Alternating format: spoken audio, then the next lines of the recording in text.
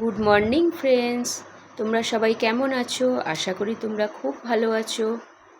সকাল থেকেই আমার কাজ শুরু, কিন্তু রান্নাঘর আমি রাতে ক্লিন করে রাখি বলে আমার খুব ভালো লাগে। সকালে একদম পরিষ্কার, দেখেও মন ভালো লাগে।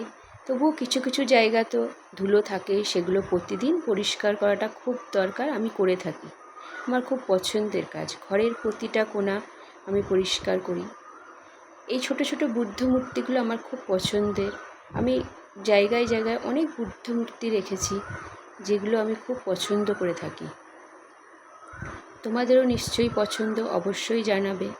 ঘর পরিষ্কার রাখাটা আমাদের খুব পছন্দের একটা কাজ মেয়েদের। আমরা যদি ঘর খুব সুন্দর করে গুছিয়ে পরিষ্কার রাখি, তবে আমাদের মনটাও ভালো থাকে।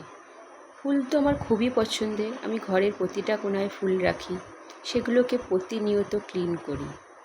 এদিকে টিফিন টাইম হয়ে গেছে, আমি একটু ঢ্যাঁড়স আলু ভেজে নিলাম, তার সাথে একটু রুটি। সবাই মিলে টেবিলে বসে টিফিন করে নিলাম। তারপরে অনেকক্ষণ পরে স্নান করলাম। আজকে আগেই টিফিন করে ফেলেছি, তাই একটু দেরি করেই স্নান করলাম, করে ঠাকুর পুজো সেরে ফেললাম।